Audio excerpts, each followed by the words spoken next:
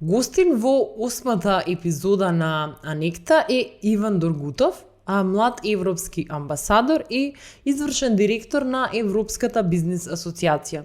Со него зборувавме за тоа каква е ситуацијата на младите луѓе во нашата земја, но како и во регионот и искуства од Европа.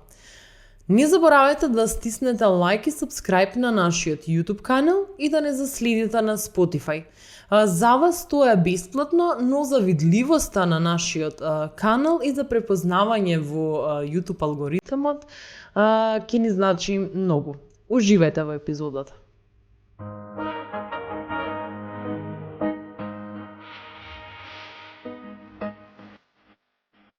Здраво Иван, како си? Добар Теа, фала, како си ти? Добра сум, како е раката, морам да те прашам. Па добро ете. Конечно без помагалото кое што го носев, така што имаме шанса да се видиме и да поразговараме малку со две слободни раце. Минатиот пат кога се видовме ти се повреди веднаш, така што немаме лифт, се надевам дека ќе пазиш овој пат. Ќе внимавам, да, кога ќе одам на кај дома исклучиво по безбедни патеки.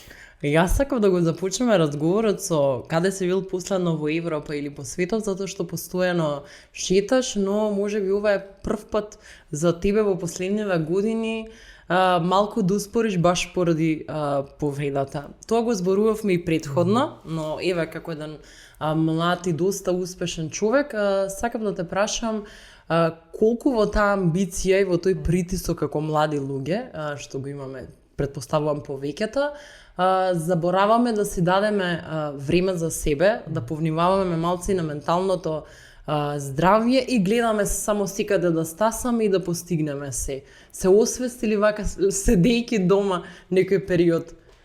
Да, искрено октомври е денеска втор ден од новиот месец, меѓутоа претходниот месец октомври ми беше буквално месец во кој некои работи ги научив можеби на потешкиот начин, меѓутоа среќно, надежно дека ги научив.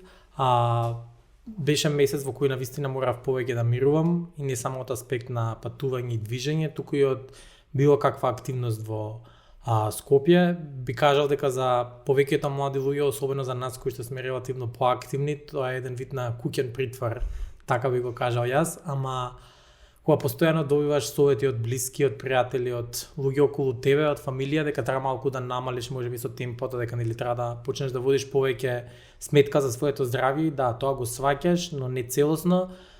Можеби ваквите работи кои што ни се случуваат и кои што нели ќе не блокираат извесен период и ќе не успорат, се буквално знак од универзумот, да кажам, дека ете така треба малку повеќе да водиме сметка за сето тоа. Ноември исто така и месец на машкото здравје, така што има повеќе точки кои што можеме да ги врземе и буквално да видиме дека да, окей да бидеме амбициозни, окей да бараме повеќе, да работиме повеќе, меѓутоа на крајот на денот сите ние имаме 24 часа, човековиот организам има некои ограничувања кои што сепак мораме да ги слушаме и да ги следиме и дека еве ово тоа што се случи со повредата на раката, иако сега сум добро, беше еден таков знак. Дали можеби таквиот притисок што си го создаваме самите себе, значи зборам не само во Македонија и глобално на сите млади луѓе, е поради тоа што за нас нема доволно место на пазарот на трудот, односно имаме тежок старт, треба да работиме повеќе работи за да можеме да се издржиме самите, па и да си дозволиме некои задоволства што нема да бидат храна во фрижидерот и плаќање сметки, само едно кафе во денот низ град. Точно да, кога би направил споредба во поглед на тоа кои били условите кога моите родители, кога нашите родители сушност ги имале нивните први вработувања, кој бил системот во кој тие живееле, работеле, функционирали, кој е системот, која економија имаме денеска, сваќам дека всушност отворањето повеќе на пазарниот на трудот, на пазарот на труд всушност не прави како млади луѓе поамбициозни во делот дека сакаме повеќе да зграбиме, повеќе работни шанси да искористиме, повеќе работни места да промениме. Едноставно сме и помалку толерантни на некои догми, би кажал, од минатото кои што се уште ги имаме денес. и самото тоа не прави автоматски постојано активни. Значи сакаме да промениме работно место, сакаме да се вклучиме во нов проект, сакаме некоја нова иницијатива да започнеме, меѓутоа сето тоа знае често пати данокот да го земе. И токму ваквите работи што се случуваат се една поука, би кажал, дека така треба од момент на момент малку и да забавиме, меѓутоа истовремено и да се потсетиме токму тоа ти што го кажа, дека нели во животот не треба да се трудиме само да преживуваме, не треба да бидеме нереално амбициозни или болно амбициозни, што би рекол, меѓутоа не треба ниту да се задоволуваме со на најосновното и да сметаме дека нели тоа што го спомена и ти, храната во фрижидер и платените сметки се максимумот кој што го можеме, секако да бидеме свесни дека тоа за некои луѓе и тоа е предизвик и да го почитуваме истото, меѓутоа доколку имаме прилики и можности да ги користиме за да имаме и повеќе од тоа. И не толку во поглед на материјалното, како што често пати знаеме да ги мериме работите, туку повеќе во поглед на личен успех, личен предизвик, амбиција и така натаму. Ти си веќе некои 3 години млад европски амбасадор и со таа позиција можеш чисто и да патуваш и да соработуваш со млади луѓе надвор од Македонија. Ние мислиме дека селењето од Македонија е магичен лек за решавање на сите проблеми, на немање пари, на немање стабилно работно место. Што е она што си го видел ти кога си работел со другите, да речеме, младенски работници низ Европа и дали е таму баш толку многу се лесно како што ние мислиме дека е многу добро на запад? Искрено, во мојот живот многу често го добивам прашањето што правиш се уште во Македонија, зошто си тука, или секогаш ќе има простор како луѓето за тебе надвор, дали си размислил својата среќа, својот успех да го реализираш надвор од македонските граници, и не дека не размислувам за тоа. Не мислам дека има човек кој што би кажал дека во текот на неделата, во текот на месецот не си го поставува тоа прашање. Во зависност од моментите кои што ги доживуваме, како мојот момент кога го искусив позитивното и не толку позитивното искуство и во јавното и во приватното здравство, сите оние лавиринти кои што треба да ги поминам за една скршеница на рака, ми отвори многу прашања во поглед на тоа дали долгорочно би сакал да се гледам тука, дали ова здравство, дали ова образование, дали тие основни некои постулати на секоја држава навистина функционираат кај нас и дали од друга страна можеби чарите треба да го побарам надвор. Прашањето е многу добро и многу вистинито и искрено, бидејќи сметам дека, како што кажавме, дека отвореноста на пазарот на трудот дома често пати не прави премногу амбициозни и премногу нетрпеливи во поглед на некои работи, така и отвореноста на светот денеска не прави постојано да мислиме дека тревата е позелена на другата страна. Значи постојано да идеализираме дека во западните земји, во Европа, на некој друг континент или каде и да е, дека секогаш е нешто подобро од овде, дека подобро функционираат работите, подобро бил јавниот транспорт, подобро било образованието, здравството, повисоки биле платите и сето тоа. Некои работи се неспорни, некои работи се објективни, не можеме да ги негираме, меѓутоа не сум од оние луѓе кои што сметаат дека единствениот успех за еден млад човек од Македонија е да ги фати првите авиони и да се упати надвор од оваа земја. Спомена дека имам прилика и преку работата која што ја работам и приватно да комуницирам со млади луѓе од други земји и можам да ги видам и нивните предизвици таму и да ги слушнам и нивните потреби, и често пати кога кажуваат што и како им се случува во животите, што и како имаат мака, не сум сигурен дали зборуваат за нивната земја, дали зборуваат за Македонија, бидејќи предизвиците на младиот човек се речиси исти, дали овде, дали таму. Да, сега веднаш ќе добиете одговор дека нели не е исто да бидеш млад човек роден во земја која што се уште се развива, демократски, економски и така натаму, и во некоја веќе етаблирана земја.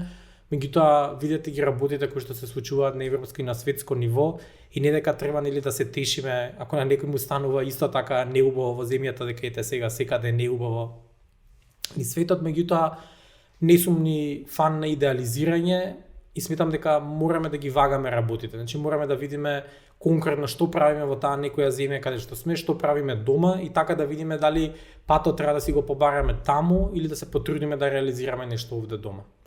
Добро, што е да речеме, например, со младинскиот активизам, кај нас гледаме дека има иницијативи и некои, како да кажем, обиди за пробани, тоа некако имам некаков впечаток дека со годиниве и се намалува. но ме интересира баш тоа затоа што сега имаше пред некое време огромен протест на жените во Исланд, каде што сите има излезено на земја на протест на улица без разлика на возраста, без разлика дали се тоа жени што се невработени, вработени, мајки и така натаму. Дали сметаш дека во доволна мера, да речеме, кај нас младинскиот активизам е застапен? Мислам, едново со друго нема толкова врска, но до каде е стасана нивната свест за родова еднаквост во една земја што ние мислиме дека има родова еднаквост? Од најмладо до највозрасно излегува на улица. Кој е твојот впечаток? Доволно ли имаме ние свест за солидарност и за тоа дека треба некогаш, не мора само на улица, но дека треба да се бориме повеќе за, да речеме, нашите права, за тие недостатоци во системот, кажа дека немаш представа некогаш дали некој се жали дека е од Германија, од Норвешка или од Македонија, ама дали имаш, јас барем имам таков впечаток дека па и најмладите таму се многу свесни од најмала возраст за тоа дека треба да си ги бараат своите права и кои се нивните права. Ние мислам дека тука те прашам и од аспект на тоа дека си правник, ние како и да не знаеме кои ни се правата и каде да ги побараме некогаш. Точно, да. Се согласувам дека младинскиот активизам, борбата за промени на повеќе полиња, меѓу кои поеднаквото општество во поглед на родовата перспектива се нешто за кое што се уште треба многу да работиме како земја и навистина има некои позитивни примери како тој што го спомена ти во Исланд кој што треба да го следиме. Меѓутоа би започнал со следното. Во поглед на тоа колку младите се активни, дали се младите активни, јас би рекол дека тој период на активизам осцилира, што значи дека имаме одредени периоди, одредени прашања во општеството за кои младите се малку погласни, одредени прашања кои што ги гледаат како поддалечни, како поттуги, и тоа знае да варира.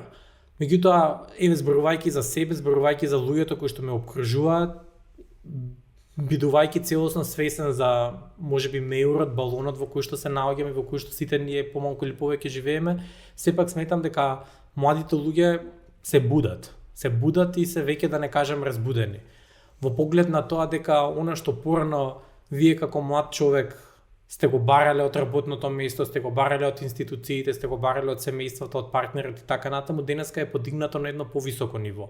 Че автоматски младиот човек не смета дека во името на тоа што е млад, неискусен и така натаму, дека тоа треба да биде причина да жртвува одредени своји вредности, идеали, размислување и така натаму. Младинскиот активизам е присутен и ако видиме некои работи кои што се случувале во поблискот или подалечната мината на Македонија, многу од нив биле иницирани, поттикнати токму од младите луѓе, така што јас и како млад човек, меѓутоа и како човек кој што кога не би бил млад, повторно би размислувал дека младите треба да се поддржат. Значи, оној генерацијски јас кој што можеби природно се јавува, оние размислувања, променети помеѓу различните генерации, да постои или ќе постојат, меѓутоа никогаш не сум сакал и не сум бил поборник на ставот да вперуваме прст кон младите, дали се тоа младите на моја возраст, дали се уште помладите, дали се тоа основците можеби, туку едноставно се обидеме да ги сватиме, да го разбереме времето и моментот во кој што живеат. Родовата еднаквост ја спомена, го спомена Исланд, тоа беше навистина еден фасцинантен пример за една земја за која што многу малку знаеме реално. И она што јас го видов додека читав, истражував на таа тема е дека всушност работниците и работничките на тој протест, на тој марш да кажеме за поголема родова еднаквост биле поддржани од самите работодавачи. Значи самите работодавачи ги поддржале вработените во своите фирми, во своите компании да го напуштат работното место, да се симнат доле на улиците и да ја одат таа поврка да маршираат за таа кауза. Тоа е некоја слика која што треба да пресликаме тука кај нас малку по малку, меѓутоа да сватиме дека без разлика дали станува збор за родова еднаквост, дали станува збор за поголема вклученост на младите, дали станува збор за посоодветни работнички права, дека таа кауза мора да не биде заедничка. Без разлика дали сте вие млад човек, па да кажете не сум млад и не ме интересира толку работите на младите, без разлика дали работите на некое работно место каде што можеби имате повисоко ниво на почитување на работничките права, без разлика дали сте маж или жена, сметам дека од општо добро е сите да се залагаме за таа конкретно родова равноправност и родова еднаквост. Верувам дека спомена и во поглед на образованието, професијата правник, верувам дека честопати самите правници знаат да бидат прекршители, да кажам, на тугите права, без разлика дали ќе се јават во својство на работодавачи, дали ќе се јават во својство на, како да кажам, давање совет на своји пријатели или професионално занимавајќи се со тоа, мораме да бидеме малку и самокритични, да кажеме дека честопати оние кои што треба да го применуваат правото и оние кои што го студирале правото знаат да бидат најголеми негови непочитувачи. И сето тоа во крајна линија не ни оди во корис на никој. Верувам дека ветриштата кои што дуваат се навистина променети и сум многу среќен што младите луѓе се поинакви од тоа што биле порано. Не дека во тие времиња немало активни млади луѓе и луѓе кои што говореле, меѓутоа денеска се помалку среќавам млади луѓе кои што се спремни по секоја цена да толерираат нивно вознемирување, нивна недоволна, како да кажам, нивно недоволно вреднување на работното место, нивно недоволно вреднување во фамилијата, во партнерската врска, како и да е, така што сметам дека тоа е сепак еден добар сигнал дека и младите се будат, имајќи го целиот свет надванка денеска преку интернетот, преку паметните телефони, едноставно гледаат како луѓето живеат секаде и не можеме да ги продаваме како приказни некои работи кои што во минатото некој ги продава. Ние можеби, ева да речеме, сме биле малце попасивни, можеби не јас и ти на масава, но општо како генерации пред нас. Со што ти точно да речеме си имаш соочено кога си почнал да работиш? Значи зборувам за било каква работа во студентските денови претходно по завршувањето на факултетот, само затоа што си млад човек. Дали си го почувствувал тоа, па можеби си уште го чувствуваш дека не доволно сериозно некој те сваќа или не ти дава простор, па треба дупло повеќе да се трудиме за да добиеме работи. Добро знаеме дека со животното искуство, со работното искуство доаѓаат некои работи, но дали сметаш исто како кај нас што е многу изразен е ејџизмот, дека кај нас и на младите се гледа и со доза на некоја надменост, на недавање шанси од старт. Имал ли ти таков некој, да речеме, не пример, ама да го имаш осетено тоа на своја кожа кога си почнал да работиш? Да, дефинитивно сум имал такви ситуации всушност и тие биле од повеќе страни предизвикани ситуации. Еве да го земеме моите први работни искуства, студирав 3 години до дипломски студии на правен факултет, студирав потоа 2 години постдипломски и требаше да го започнам оној приправнички стаж од 1 година кој што ми беше неопходен за положување на правосудниот испит.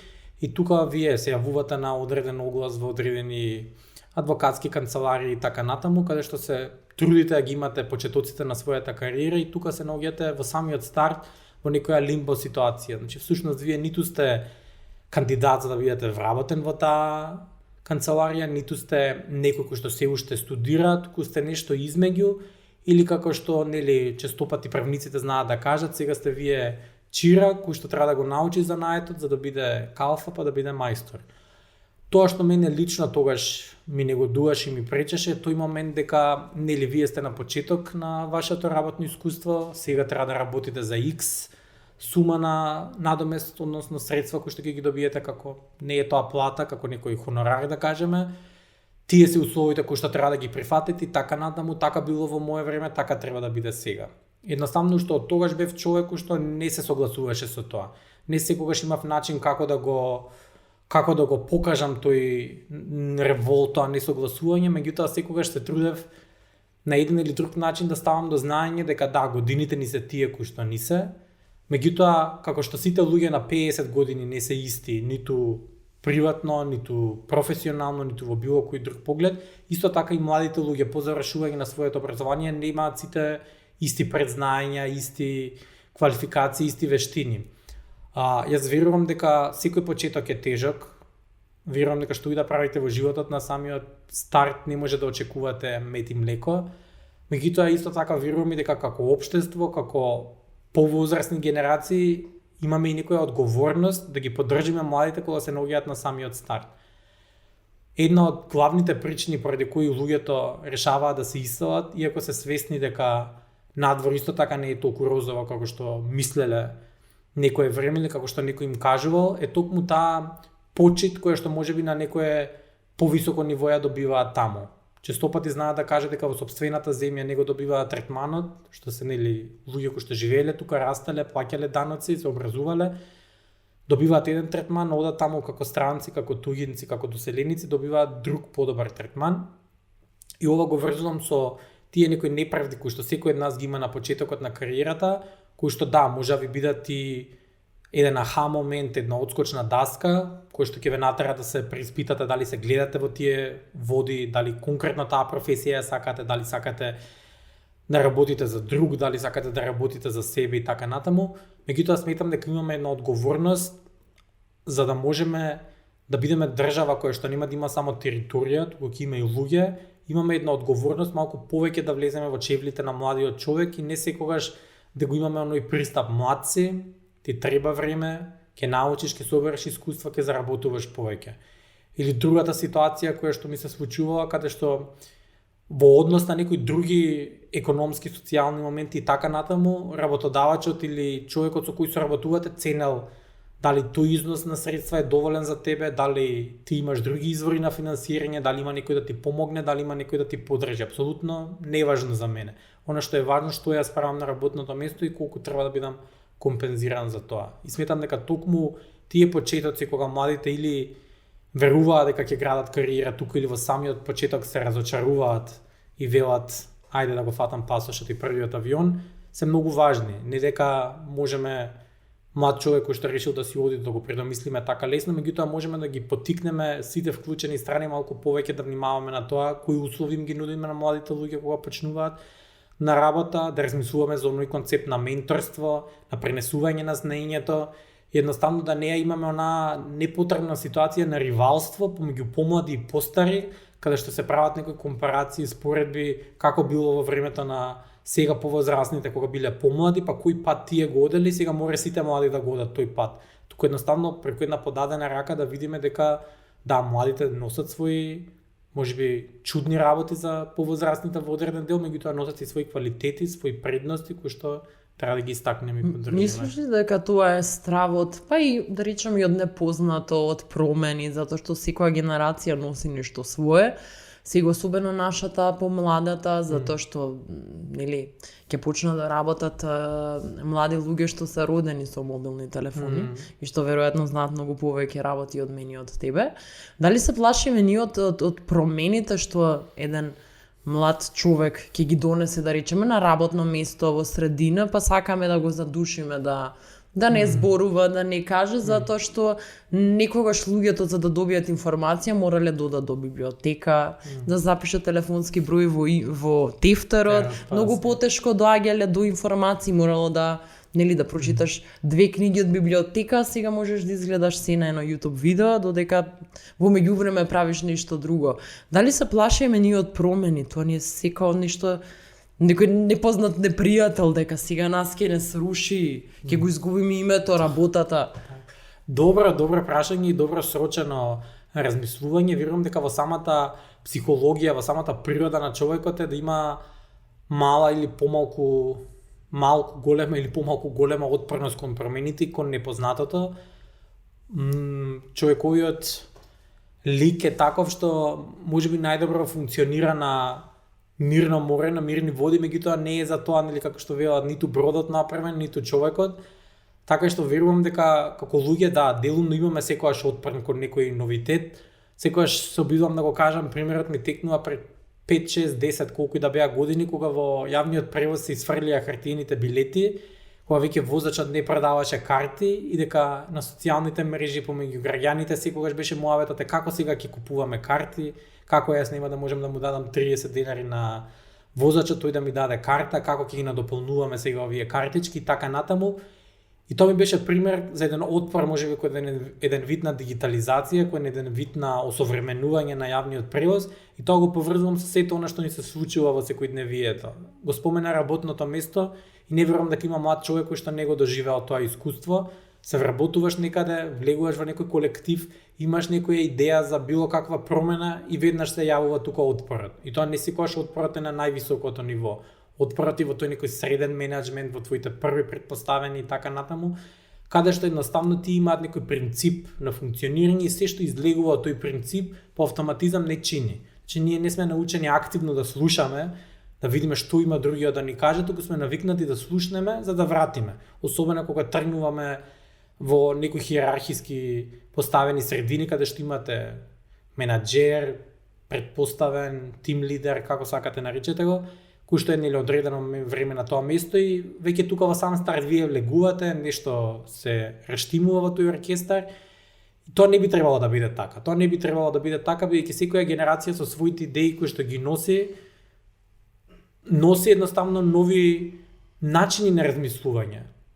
Повозрастните генерации кои што верувам дека многу ни дале како луѓе и како држава и кои што искрено ги почитувам, често пати знаат да кажат дека нели телефоните, технологијата да биде според нив виновник за многу нешта, многу негативни нешта кои што според нив се случуваат во општеството и секогаш го има тоа дека нели луѓето помалку комуницираат, денеска помалку разговараат, оние фотографии каде што тројца, пет седат на телефони додека пијат кафе во кафе или така натаму и секогаш на ум ми доаѓа на фотографија од 80-тите, 70-тите години кога луѓе во јавен превоз седат и сите читаат весници, да. Значи буквално тогаш немало ера на паметни телефони, меѓутоа имало друг момент кој што луѓето ги правел помалку или повеќе комуникативни.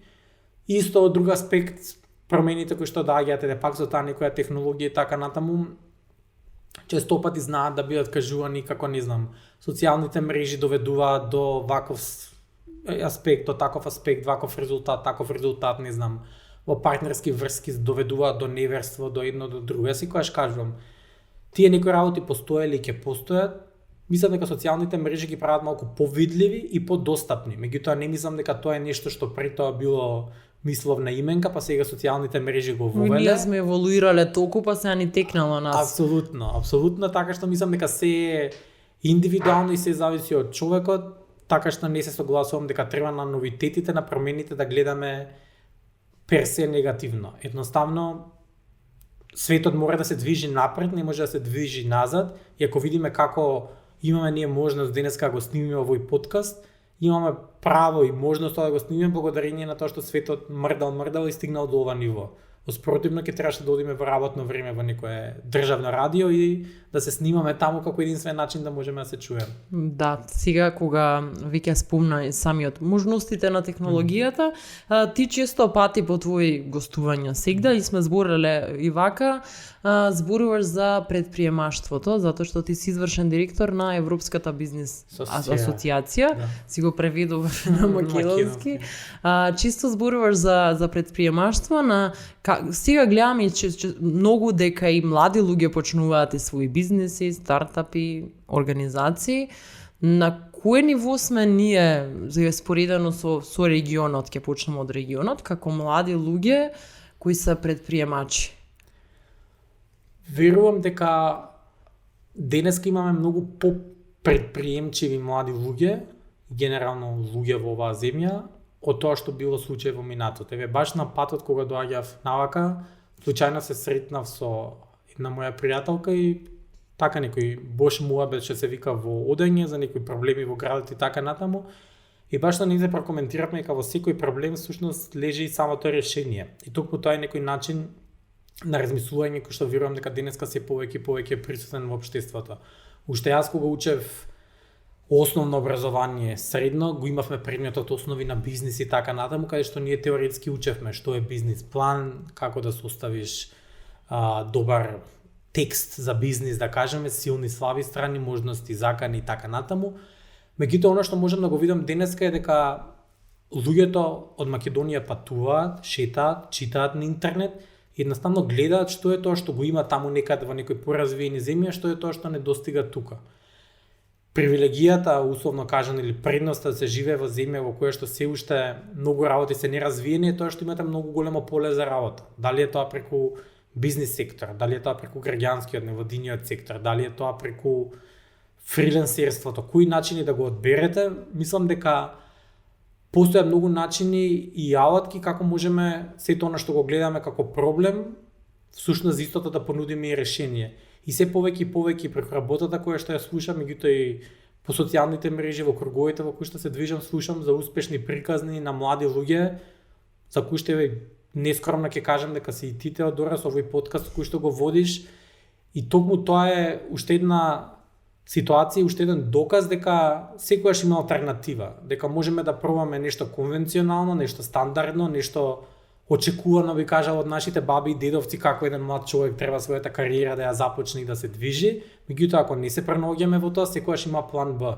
Дали е тој план Б во Македонија, дали е некаде надвор, секој нека одлучи, меѓутоа постојат опции, постојат можности и верувам дека имаме многу успешни млади приказни, дали се тоа бизниси, дали се успешни по друг основ млади луѓе во Македонија. Она што малку ни фали е промена на наративот, каде што повеќе ќе ги истакнуваме тие приказни, а помалку ќе зборуваме за оние луѓе кои што се оцелиле или оние неуспешни приказни од аспект студентна генерација со 10.00 просек не успеал да. Секоја чест нисам не го познавам, не ги познавам луѓето кои што најчесто не се наведени по имиња и презимиња. Јас сум бил студент кој што бил и стипендист, бркал и просек и така натаму, меѓутоа не мислам дека бројките во индексот меѓутоа не се можностите кои што ги имам денеска, туку тоа многу повеќе беа оние меки вештини на комуникација, неформално образование и така натаму, вмрежување, контакти, градење.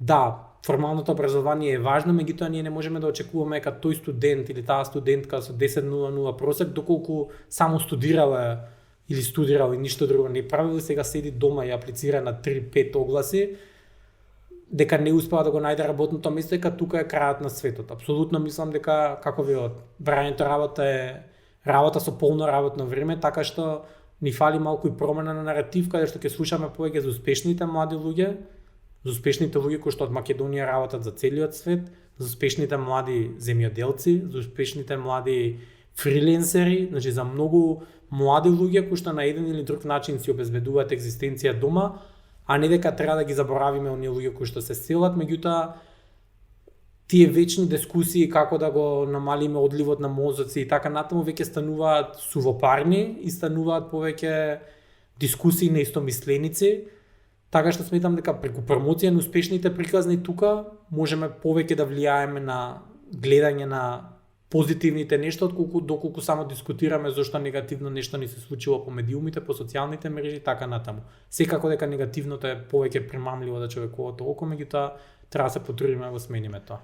Но мислиш ли дека е многу важно покрај набројувањето да речеме на некој млад што успел, што отворил своја фирма, што и да било тој успех и пат што годел, дека е многу важно затоа што еве тоа го зборуваме на подкаст, има милион подкасти со не се откажувај, секе биде 4 сабајна стани, туширање, трчај, све можеш, дека во ред и да не се успее, дека не секој човек треба да има свој бизнис. Точно. Не секој може да биде, еве, ќе кажам газда, ќе се изразам така, дека треба, еве, во овој подкаст, во морето на подкасти каде што промовираат на токсична позитивност и ти можеш све, не може секој све, не можеме све. Јас може финки да завршам, ама математика не знам, значи не е само нели да не се откажуваш од сонот. Мислам дека е многу битно тоа да го споменеме, дека не секој е за таа работа, дека е во ред да работиш и од 9 до 5, дека не постојат на светов брзи пари. Апсолутно, апсолутно. Многу се согласувам со сето ова и сметам дека вистински здраво е она општество кое што им нуди пристоен живот на сите луѓе без разлика со што тие се занимаваат. Значи секаде имате и во најдемократските земји, и во најекономски развиените земји разлики помеѓу луѓето, дали се тоа вакви, такви или онакви разлики, тие постојат. Меѓутоа она што ги држи тие општества заедно е некој минимум под кој ниту еден човек не доаѓа или не би требало да дојде. Се согласувам дека честопати сите оние тренери за личен развој, сите оние книги кои што се промовираат за себе издигнување, за себе мотивирање, знаат повеќе да одмогнат отколку да помогнат. Апсолутно верувам дека човек треба да работи на негување, на развивање на својот потенцијал, меѓутоа да биде и многу реален и да ги менаџира своите очекувања и своите способности на крајот на денот. Се согласувам дека не може секој да биде сопственик на свој бизнис, бидејќи тоа е неодржливо. Во една земја мора да има некој човек кој што ќе работи за друг човек. Че не можеме сите да бидеме луѓе кои што ќе вработуваме, треба да бидеме и луѓе кои што ќе бидеме вработени некаде. Она кое што треба да се потрудиме е едната страна да не ја заборава другата. Што сакам да кажам со ова? Многу млади луѓе знам кои што биле вработени на одредени места, а потоа дошле во ситуација тие да вработуваат, меѓутоа сега веќе менталитетот е друг. Значи сега веќе од аспект на работодавач се размислува поинаку и она што работникот, тој како работник го барал, сега е чудно ако работникот го бара од него. Значи многу е важно да сватиме дека во сето ова сме заедно и дека целиот оној анимозитет кој што помеѓу работници и работодавачи се јавува е навистина непотребен. И можеби она ситење малку кое што го имаме овој период дека нели порано имаше многу работници, малку луѓе кои што вработува, сега е обратно, има многу, што би рекла и ти, газди, многу малку луѓе кои што сакаат да работат и дека нели многу луѓе се среќни, да кажем, околу тоа што се смениле работите, тоа не оди никому во прилог. Што се сити меви им сега. Точно, да, се сменија времињата, еве сега не можат да најдат работа, ете така им требаше кога не ги плаќаа луѓето и така натаму. Мислам дека секој кој што има барем минимално познавање во економијата, сваќа дека работите не функционираат така и дека тој недостиг на работна сила или не толку недостиг, ако ги видиме нашите бројки во Агенција за вработување, повеќе несовпаѓање на невработената работна сила со потребите на пазарот на труд, а не толку немање на бројка на работна сила, не е во ничија корист. Едноставно, тоа само може да дополнително ги зголеми сите оние социјални издатоци кои што како граѓани ги финансираме преку јавните давачки, да влијаем на многу лично ниво кај многу луѓе, така што не сметам дека тоа некоја ситуација на која што треба буквално да се ситиме или гордееме. Меѓутоа сметам и дека да, треба да поттикнеме туки развој и така натаму, меѓутоа треба и да се помириме дека не можеме сите да бидеме еднакво успешни и дека секој има и своја дефиниција за успех. Тоа што е за мене успех, ако јас сакам да патувам и да посетам толку и толку земји, на некој можеби му е најубаво да седи во Скопје. Значи буквално не мислам дека успехот е универзален за сите и тоа што јас и ти поимаме за успех, некој трет го смета за неуспех или му е чуден успех и така натаму, така што секој е успешен на свој начин и верувам дека ако дозволиме секој човек да се реализира онака како што смета тој, буквално никој нема ништо да изгуби со тоа. Мислиш ли дека ќе промени нешто националната стратегија за млади, затоа што доаѓа со доцнење од 2 години, требаше да биде готова нели таму некаде средина на 2021, а беше усвоена од владата сега пред не знам кога ќе се емитува утре емисијата, така што беше усвоена сега. Стратегијата е за периодот од годинава до 2027. Има некои баш амбициозни работи околу сузбивање на родовото и врсничкото насилство, промени во културата, во образованието, младинскиот активизам, младинската невработеност. Мислиш ли дека ќе промени нешто? Прво, толку многу луѓе учествуваа во создавањето на самата стратегија и на акцијскиот план, чинам повеќе од 1000, некаде околу 1300 беше бројката. Ќе се истарали оваа работа до крај, затоа што беше една од работите што многу се бараа да се донесат, а еве, доаѓаат скоро 7 години по смената на власта. Верувам дека е добро да имаме национална стратегија за млади и дека сето она што се прави како младинска политика, како политика за млади, политика од млади за млади и така натаму, на никому не може да му донесе лоша.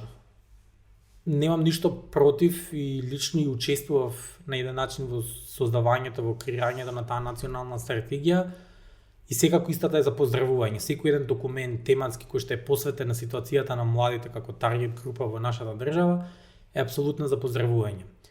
Она на кое што мораме да поработиме сите заедни, да се потсетиме е дека хартија трпи се. Што сакам да кажам со тоа? Сакам да кажам дека како општество ние немаме недостиг на стратегии, форми, акциони планови, политики, закони, подзаконски акти и така натаму, дали се тоа за млади, дали се за други дејности, групи на луѓе и така натаму, она што ни фали е искрена волја кај политичарите, кај доносителите на одлуки и ресурси. Пред се мислам на финансиски ресурси, затоа што вие може да имате и најубавата стратегија, најубавата политика, најубавата програма, меѓутоа ако не алоцирате средства за тоа, апсолутно ништо не значи истата. Че јас можам да кажам дека сакам да отворам 5 младински центри ваму, таму и онаму, меѓутоа ако не овозможам одржливост на тие младински центри преку вработување и соодветно плаќање на тие млади луѓе, преку додавување на средства за тековно функционирање на тие центри, тие исти ќе бидат краткорочен проект, гарантиран од еден или од друг, кој што ќе обстојуваат извесен период, а потоа ќе замираат или ќе фаќаат прашина. Така што во поглед на оваа национална стратегија за млади, која што како што спомена и ти се донесе со известно задоцнување, верувам дека е убаво да ја имаме, тоа е во ред, меѓутоа она што фали е моментот да видиме како по истата ќе се однесуваат различните институции кои што ги имаме. Доека секаде во регионот имаме цели министерства кои што се занимаваат со младите, во Македонија имаме Агенција за млади и спорт, институција на ниво на агенција. И таа не е исклучиво за млади, туку е за млади и спорт. Ако ги погледнете програмските политики и буџетските средства со кои што располага АМС, ќе видите и дека таа агенција е многу повеќе за спорта, многу помалку за млади. Сето тоа кажува како државата и сите ние во оваа држава ги поимаме младите. Дека тоа е нели една категорија за која многу сакаме да зборуваме, а многу малку правиме, и дека националната стратегија е убаво да ја имаме, меѓутоа таа не треба да остане само едно парче хартија како многу досегашни стратегии кои што биле донесени. Верувам дека младиот човек денеска има потреби кои што најдобро тој знае да каже кои му се, а не некој друг од страна да каже што му треба на младиот човек и како му треба. И не сум љубител на тоа дека нели имајќи Министерство за млади ќе ги решиме сите проблеми, меѓутоа мислам дека подигнувањето на сериозноста на значењето на прашањето за младите мора да се случи. Дали тоа ќе биде преку поинакво институционално функционирање на сегашниот орган, дали тоа ќе биде преку некоја друга форма, едноставно мораме повеќе да зборуваме за младите и во јавниот и во приватниот сектор. Веќе не можеме тоа да го доживуваме како некоја ситуација во која ајде тоа е некоја мала група на луѓе, млади се, не знаат што сакаат, бараат нешто таму нереални се, туку едноставно како граѓани кои што треба да го понесат товарот на оваа држава. Ако младите се тие кои што се не спремни да живеат, да градат нешто во оваа земја, тогаш каква иднина имаме? Затоа ми беше битно да те поканам тебе да ми бидеш гостини. Поголем дел од разговоров го водам токму и новаа тема, но мислам дека е многу важно затоа што самиот спомна, постојано во медиуми збориме за како младите се селело, нема млади, има корупција, има сега колегите од Радио Слободна Европа многу убаво видео каде што средношколци не познаваат слики од политичари кои е на власт, опозиција и така натаму во собрание во оваа држава, ни дека сега треба да се давиме во деватни емисии во вести, но загрижувачки е фактот на тоа колку младите луѓе имаат недостаток и од медиумска писменост, но и од тоа колку се неинформирани. И затоа ми беше важно да зборувам, иако изостанавме политиката, нели све да е на минимум, да не зборуваме за политика толку, ми е важно да се збори за овие работи, некој млад човек да може да го слушне ова, затоа што ако некој на 18-17 години е само пасивен следач на се што се случува, тогаш што правиме муабет? Останатите. Многу интересен прилог има колегите од РС и навистина се согласувам со идејата да се направи еден таков прилог. Во однос на резултатите и исходот од тој прилог и сознанијата кои што ги имавме, имам поделено мислење. Јас одамна слушам за земји меѓу кои беше Франција спомената, во која што случаен граѓанин, доколку вие застанете на улица, многу малку ќе знае за тоа што прави неговата земја во Европска унија, кој е председател на Франција, каков политички систем има, како е организирана државата, институциите. И моите мислења секогаш биле поделени околу ова. Да кажам зошто. Поделениот аспект што никогаш не сум бил фан на оние слики на партински митинзи во време на изборна кампања, каде што родителите со децата на ушка одат на партиски митинги, навиваат, дали за едните, дали за другите, плескаат, па детето тука носи капче од партијата, мајчка и така натаму. Не сум бил за тоа. И не светам дека децата треба на тој начин да се инфилтрираат во политика, меѓутоа сум малку и скептичен околу сето ова што го слушаме во поглед на тоа дека видов и некои охрабрувачки ставови демекете младите не ги интересира политика, така немаат информираност, па и за некои луѓе тоа беше како добар знак или добар сигнал. За мене е тоа многу дискутабилно бидејќи на крајот на денот кој ги финансира тие политички позиции. Значи тие државни институции не се финансираат сами од себе. Значи пак доаѓаме на таа некоја писменост која што ја спомена ти и некоја општа писменост за да сватиме како тие луѓе за кои што ние не се интересираме и не се секираме функционираат. Како тој премиер, председател на собрание, министер, директор на државна институција всушност ја добива својата плата, тоа е преку мојата, твојата плата, преку данокот кој што го плативме во продавница пред да дојдеме тука и така натаму. И таа сеопшта неинформираност која што постои и непосветување на овие теми, непосветување внимание на овие теми во образованието искрено ми смета. Не верувам дека треба да живееме секојдневно со политика и дека во се и се што треба да гледаме и да бараме политика, меѓутоа мораме да сватиме дека политиката е дел од нас, дека на крајот на денот тие институции постоеле и ќе постојат и дека ние треба да видиме луѓето кои што ги финансираме и позициите кои што ги финансираме кога представуваат, кој легитимитет ќе ги имаат тие функции, ако ние имаме млади луѓе кои што веќе се или утре ќе бидат гласачи, кои што воопшто не ни знаат за што гласаат, за кого гласаат, кои се надлежностите на тие тела, на тие институции. Така што се согласувам дека не треба да легнуваме и да стануваме со политика, особено не со дневната политика и со препукување на разните политички партии, меѓутоа не можеме да немаме општи познавања за политиката, за светот во кој што живееме и функционираме. На крајот на денот, ако се вратиме историски малку, уште од тоа како настанала државата преку така наречениот општествен договор, значи ние сме се договориле дека ќе довериме доверба на некои институции на државата кои што ние ќе ги одбереме да управуваат, него сакам зборот владеат, да управуваат со нашите средства, со нашиот живот индиректно. Така што целата таа незаинтересираност не ми е до крај јасна и не би се гордеал со тоа што средношколци, особено луѓе кои што живеат во главниот град, каде што се наоѓаат 90% од сите тие институции, не се информирани за тоа кој е председател на државата, кој е премиер на државата, кој е прв човек во собранието. Можеме да зборуваме до утре са бајле за тоа какви се тие луѓе, кои се нивните квалитети, дали треба да бидат таму каде што се. На крај ние ги плаќаме. Точно, и дека сепак тие представуваат државата, дека ние ако одиме да се преселиме во Германија, таму не представува политичар кој што од тука ќе отиде таму, тоа е сликата за нашата држава. Така што сметам дека треба да се работи на двете страни, да не живееме со дневна политика и да сватиме дека нели не е се не е единствениот начин за успех во животот преку политиката, меѓутоа и да сватиме дека човекот, што би рекле во минатото е политичко животно, дека едноставно зон политикон и дека не можеш да не се занимаваш со политика и да не ти интересира политика. Сметам дека едноставно во сето ова сме заедно и дека и да немаш никакви афинитети еден ден да се занимаваш со таа дејност, од општа култура е да ги знаеш некои работи за тоа како функционира државата и што прави председателот, што прави премиерот, што прави спикерот. За тоа е пак повторно, не знам, виновно и образованието и самото воспитување од дома, понатаму и медиумите. Тоа многу убаво гостин Кисто во овој подкаст го кажа дека можеби ние медиумите и доволно не нагласуваме дека се украле наши пари. Нели, тие Точно.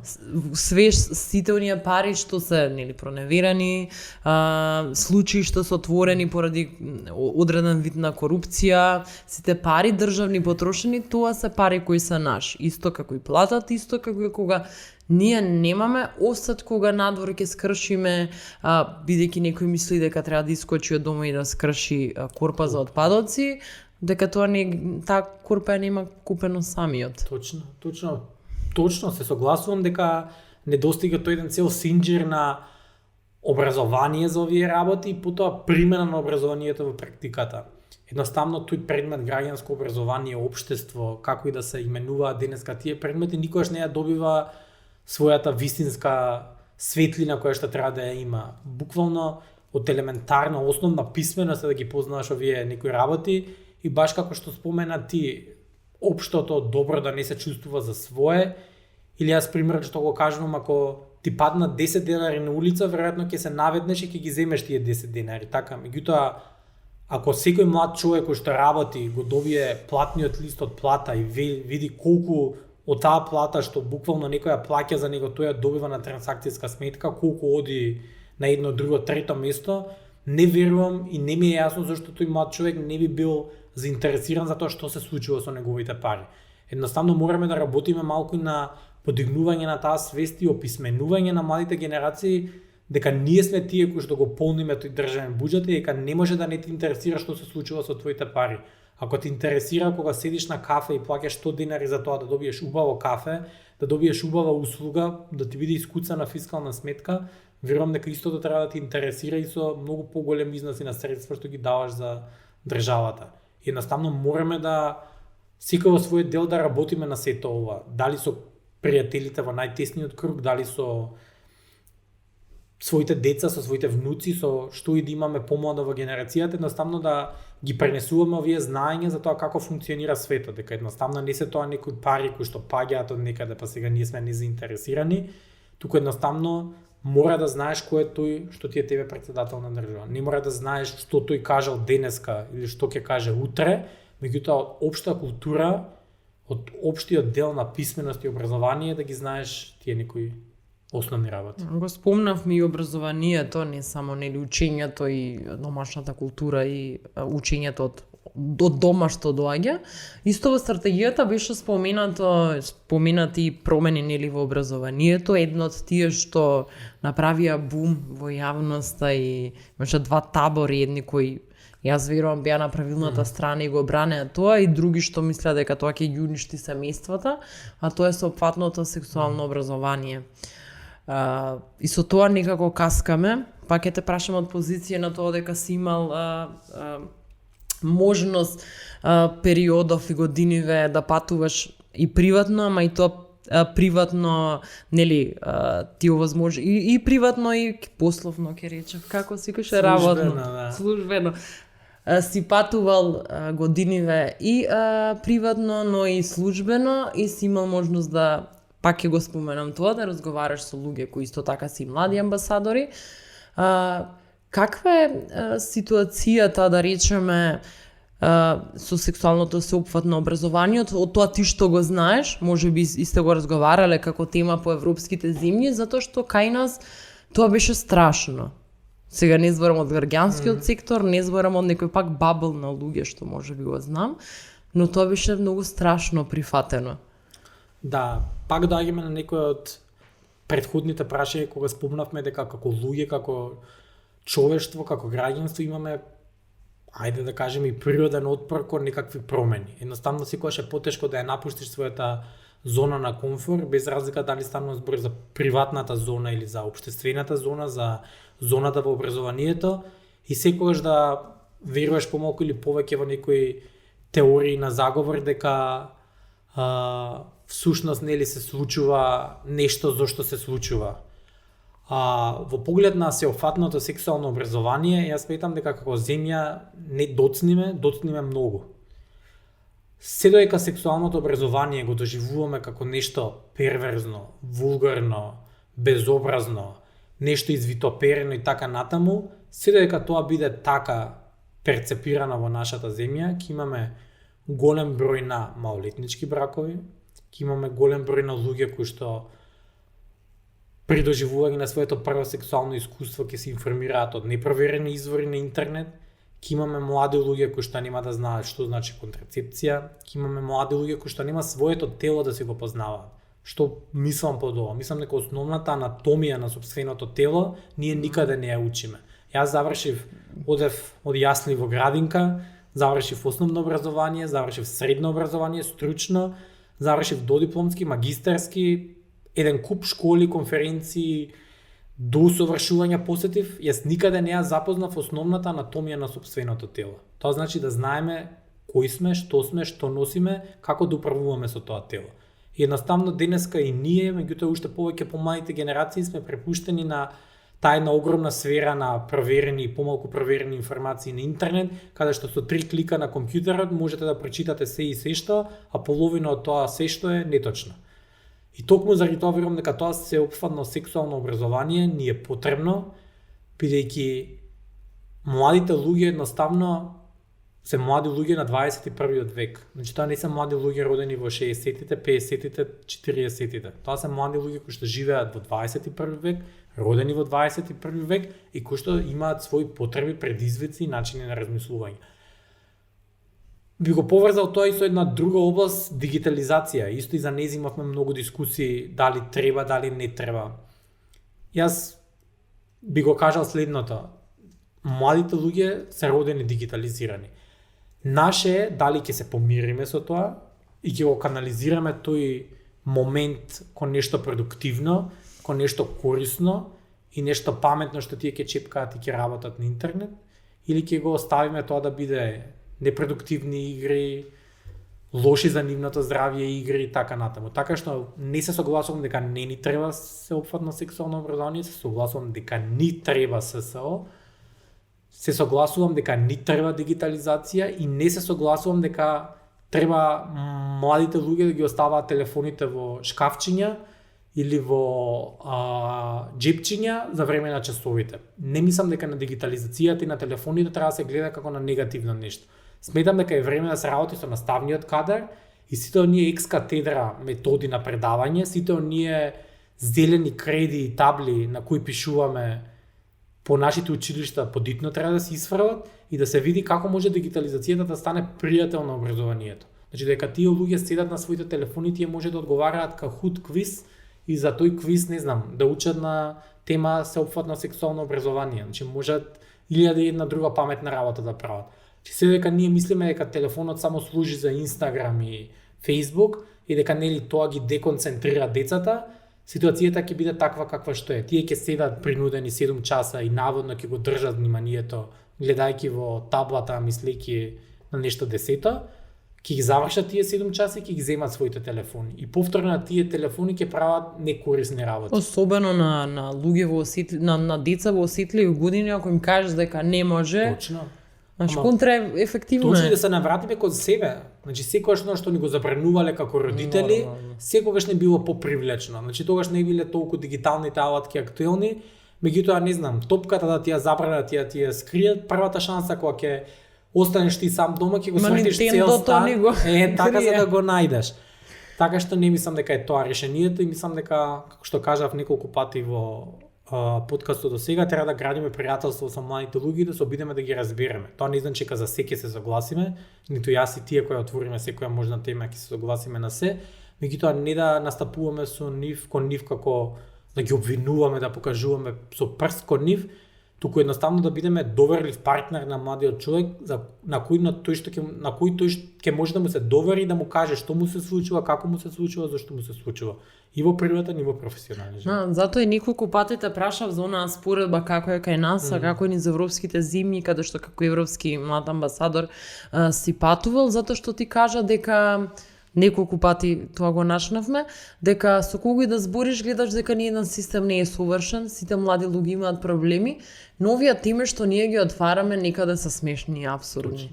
Дека ние, јас завршив средно медицинско и тоа баш со добра другарка го коментиравме, на нега на болен предметот, кога имаше цело подглавие лекција, каде што треба да се научи како на неподвижен пациент, да речеме, тој човек би му се направило бањање на гениталии, нели, помивање или како и да беше називот не ми текнува, ние таа лекција не ја учевме.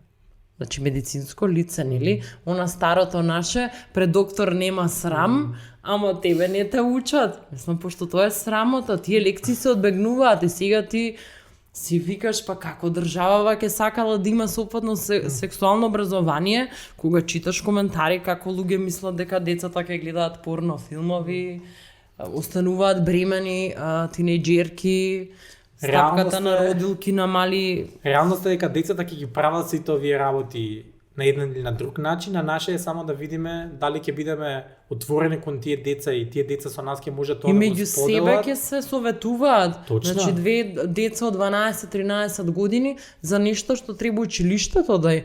Па да почнеме од самите себе за нешто што училиштето требало да те научи. Ние меѓу себе зелени сме си кажувале совети, арно сме живи, нели мислам. Точно. Сме биле самоуки што се вели.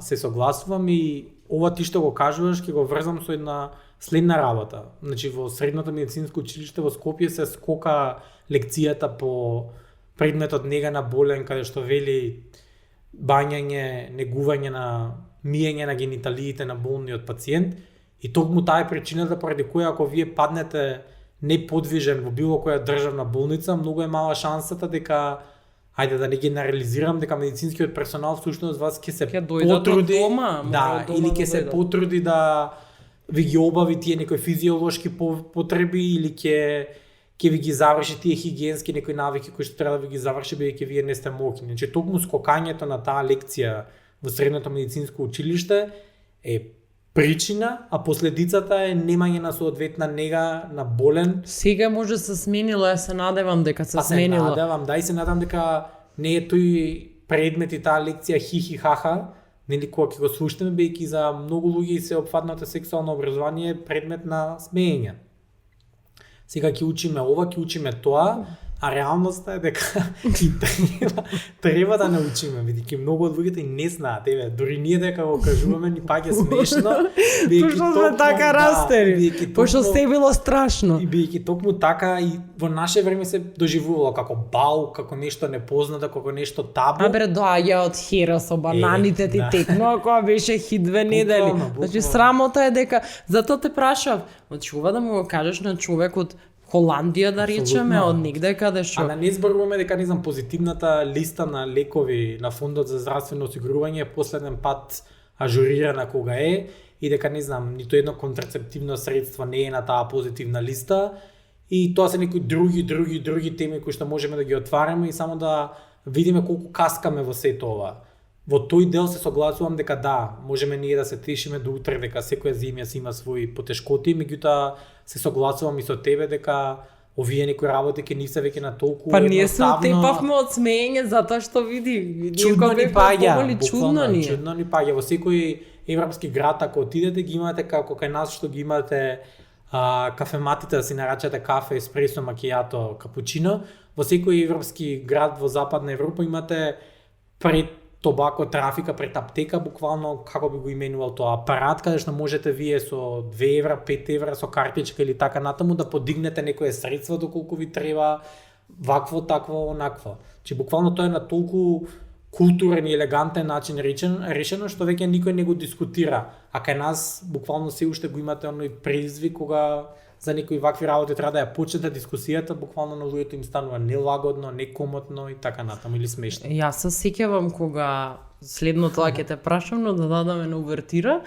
кога бевме на студентската размена во Америка, дека во тек на едно од предавањата, дека морав да отидам до тоалет и јас видов дека има машина каде што ти без пари можеш да земеш менструални продукти, производи за менструална хигиена.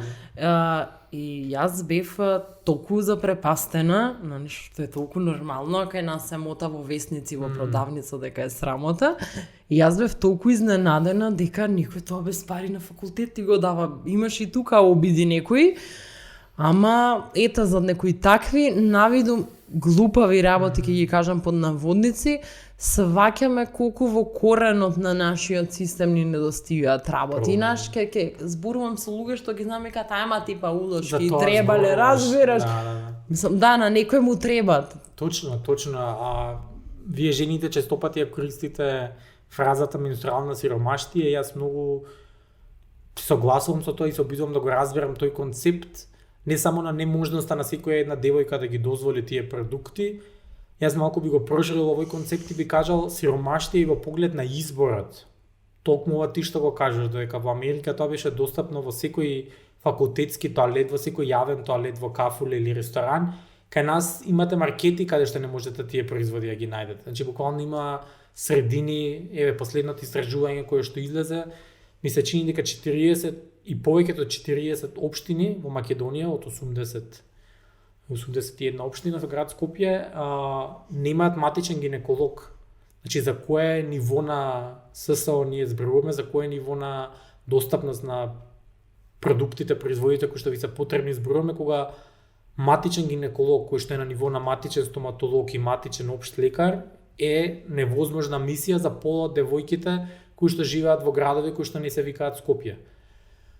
Поентата ми е дека спомена неколку пати во излагањето дека доста од времето го поминувам надвор и да, јас сакам да посетувам туристички атракции, сакам да се фотографирам, сакам да искусувам убави места за храна и така натаму, меѓутоа сакам и сите овие мали нешта да ги гледам, за да видам дека да, таму некаде веќе нешто е смислено и дека ние не треба топла вода да туку треба бойлерот само да го уклучим, бидејќи веќе некој го смислил тоа. Буквално сите овие работи постојат, треба само да ги адаптираме на нашиот контекст и да ги воведеме тука.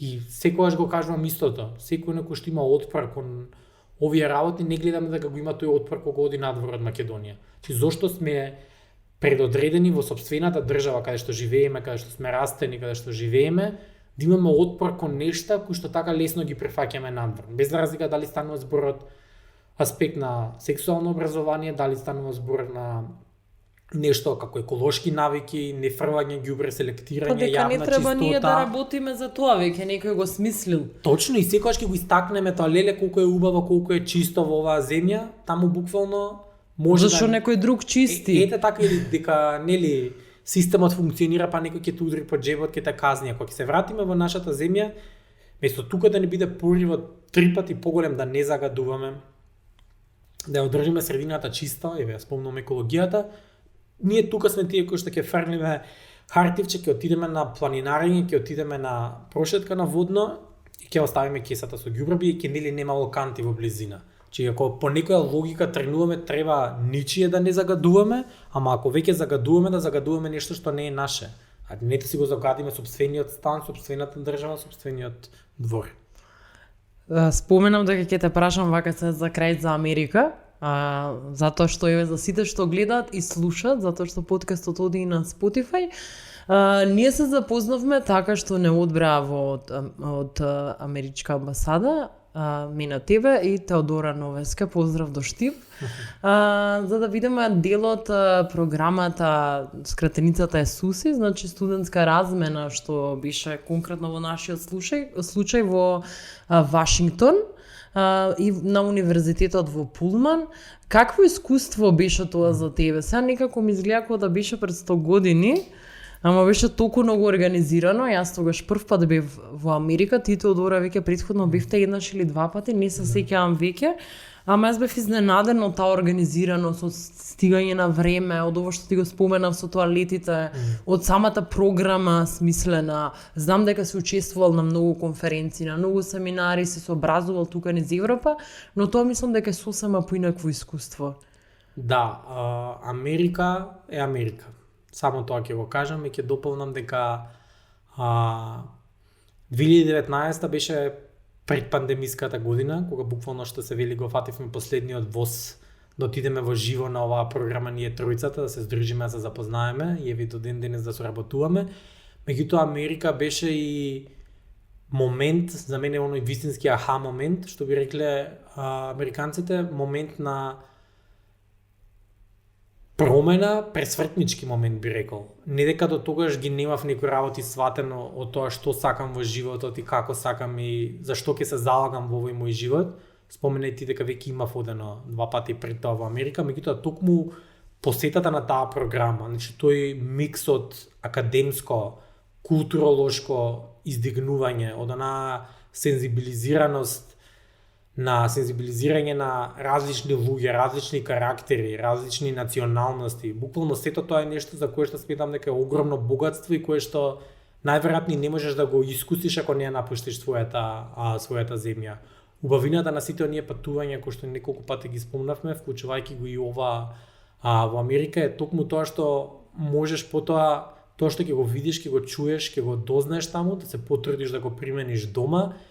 И всушност да видиш колку малку простор зафаќаме ние на оваа земјина топка, колку сме мали како една единка, а колку всушност некогаш сме полни со себе, мислиме дека се знаеме, мислиме дека имаме право да осудуваме нечи тук избор, да му скратиме на некому туѓо право, и токму тоа патување во Америка за мене беше една ситуација во која што осознав што сакам да бидам и осознав кои се вредностите кои што сакам да ги градам и да ги применувам во мојот живот и во комуникацијата со моите драги луѓе. Тоа е токму на почит кон разновидноста, да сватиме дека сите ние сме различни луѓе. Тоа е меѓу другото и родовата еднаквост, која што е идеал и таму и стремеш таму, значи се уште не постои земја која што го постигнала тоа е демократијата, че ние можеме да зборуваме и критички да анализираме многу нешта кои што денеска се случуваат, меѓутоа на светско ниво, меѓутоа мораме и да бидеме честни и фери да признаеме како стојат работите па на некои други прашања кога станува збор на оваа тема и да сватам дека да, ќе одите во Америка, ќе го доживеете тоа искуство, меѓутоа тоа не треба да го чувате само за себе. Значи идејата не е да го имате оној момент дека видов, научив нешто, запознав и ќе го чувам само за себе, туку идејата е токму како на овој подкаст, тоа да го споделиме, да го дисеминираме, што би кажале со стручна терминологија, да го мултиплицираме и да видиме како може таа порека да стигне до повеќе луѓе. Ако минимум 5 луѓе излезат по слушањето на овој подкаст со 5 нови информации и со 5 аха моменти каде што тие ќе се подразмислат во однос на сексуално образование, во однос на сите теми кои што ги спомнавме, може би имале малку поинаков став досега, јас и ти мислам дека сме постигнале целта. Ти благодарам, Иван, многу. Секако ќе се видиме надвор од подкастот, се надевам дека ќе бидеш гостин повторно, само нека трае. И тоа е тоа. Фала и на тебе, нека е жива и здрава Анекта, уште еднаш честито за ова и навистина ми е драго што имав честа да бидам тука и со задоволство ќе се поддржувам и понатаму. Фала ви, чао.